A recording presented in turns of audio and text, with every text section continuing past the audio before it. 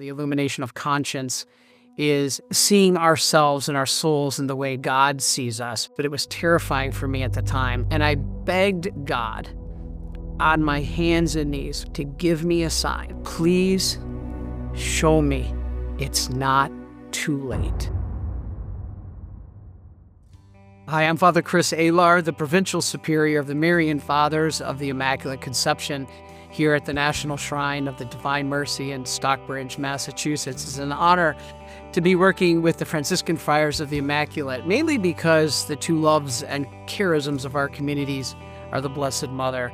And so working with them, it's a joy, and it's always a joy to stress the importance of Our Lady and her role in salvation history. And I think back to a story that I had when I was first called by the Lord, but didn't know it yet.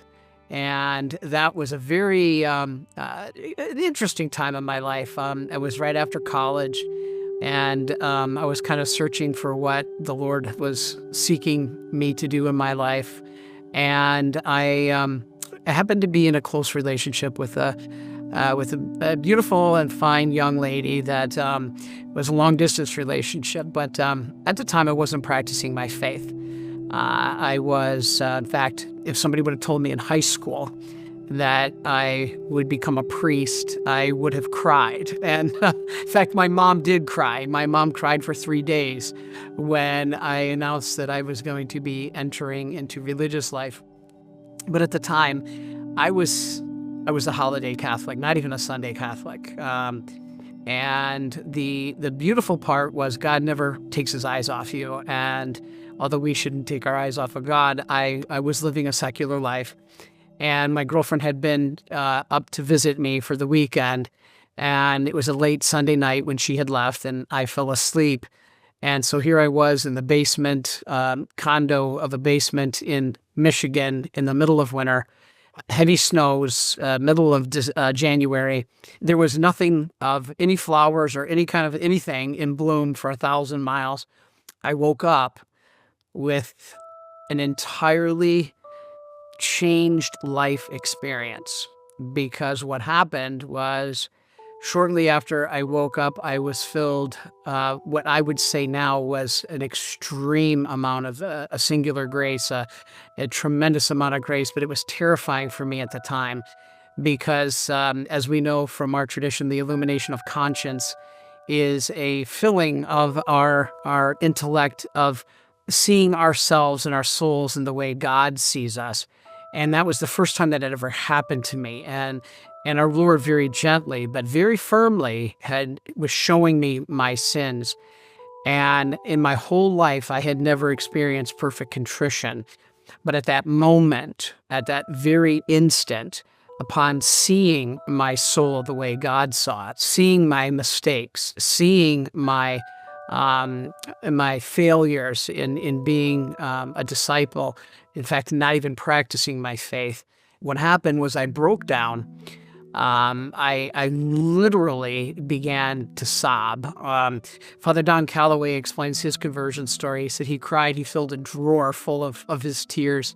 And in a similar way, that happened to me because seeing how I had offended our Lord and how I was taking for granted all the graces he had given me was a great awakening. And when I came to that realization, the tears flowed.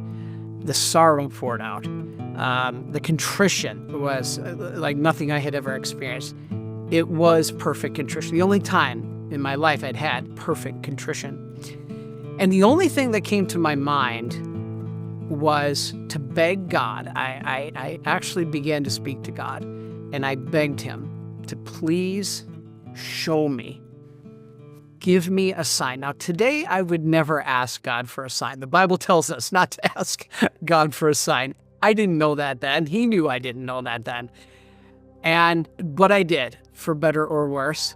And I begged God on my hands and knees, crying profusely, to give me a sign. And I said, Lord, you don't have to. And I'm literally talking to God. You don't have to show me you exist. I know you exist. You don't have to prove to me you're there. I know you're there.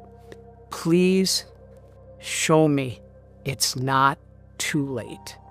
That's all I asked. I just asked him to please give me a sign that he hadn't given up on me. And I remember saying that over and over again. Please, Lord, show me that it's not too late. It's all I wanted, was that to know that he hadn't given up on me and it wasn't too late, that my soul wasn't already too far gone. You know, unfortunately, a lot of people think that. They think that it's too late. It's never too late as long as you are breathing. Well, had I saw something at that point, I probably would now today think it was maybe my imagination, because here I was begging God for a sign. So maybe if I saw something, you know, the mind can do amazing things, play amazing tricks. Maybe today I would have thought, okay, maybe my mind just imagined it. Or if I would have heard something, like maybe a voice, I maybe would look back now and think, okay, was that real or was that my imagination? But never in my wildest imagination did I expect the answer through smell. And as I'm begging God to show me that it's not too late, and that he hasn't given up on me, I've heard of this experience with other people, but it never happened to me before or since.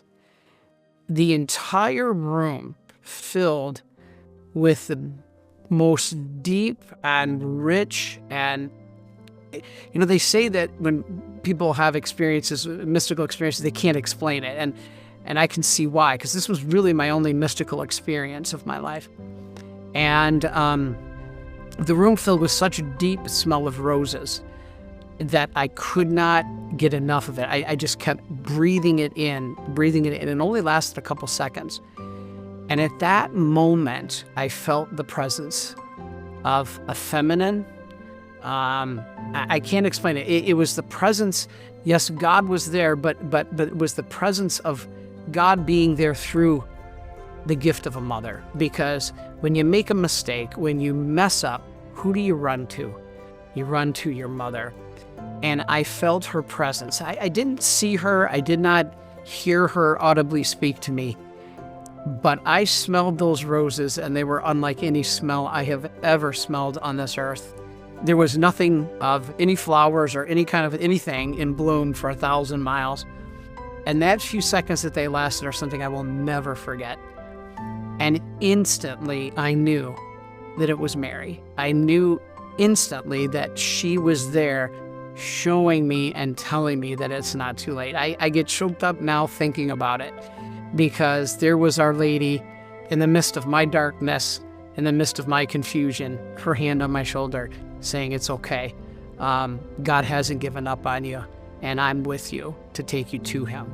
And that's the role of Our Lady. And so, you know, I know there's people who say, well, St. Therese and the smell of roses, and that's very true. I knew it was Mary. I did. And she's not left me since, despite my stupidity and my failures all the time.